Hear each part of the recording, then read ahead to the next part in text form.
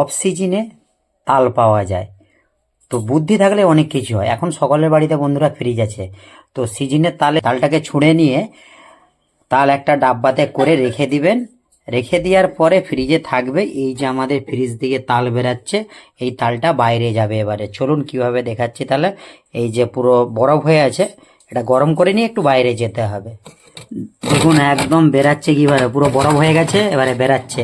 একটু গরম করে নিয়ে এবারে বাইরে যাবে।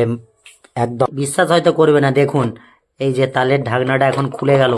খুলে গেল আমাদের তালের ঢাকনা। দেখুন সেম যেমন থাকে যখন সিজন থাকে, তালের সিজন, এই যে সেরকম একদম বরফ হয়ে আছে। এইটা বাইরে যাবে এখন। এই যে একদম সলিড পুরো তাল, কিছুই হয় না তালের ভিতরে। এই যে হাতটা দিয়ে দেখলাম, এই যে একদম তাল একদম আছে।